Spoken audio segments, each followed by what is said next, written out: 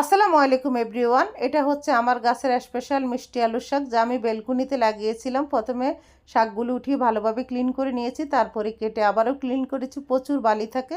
তারপরে কড়াইতে তেল দিয়েছি, মসুরের ডাল, সাথে পেঁয়াজ কুচি, রসুন কুচি, কাঁচামরিচ ফালি, হাফ চামচ হলুদ, হাফ চামচ গুঁড়া মরিচ, হাফ চামচ ধনে, হাফ চামচ জিরা, স্বাদ মতো লবণ, আমার সবটুকু ভালোবাসা, পরিমাণ মতো পানি দিয়ে ডালটা যখন ফুটে আসছে তখন দিয়ে দিয়েছি শাকগুলি এত সফট কি বলবো। 5-7 মিনিটের মধ্যে শাকগুলি হয়ে যায়, আর এত মজা হয়। যেদিন বাসায় আমার গাছের ফ্রেশ শাক রান্না হয় সেদিন মাছ মাংস আমার বাচ্চারা খেতে চায় না। রুই মাছের মাথাটা মশলা দিয়ে আমি হালকা ফ্রাই করে নিয়েছিলাম আগে, এখন দিয়ে দিচ্ছি। চিংড়ি মাছও ছিল, কিন্তু চিংড়ি মাছ অ্যালার্জি হয়, সেই জন্য রুই মাছের মাথা দিয়ে রান্না করেছি।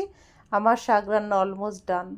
দেখতে এমন হয়েছে, খেতেও সেই মজার ছিল। আমার শাক রান্না করা ডান।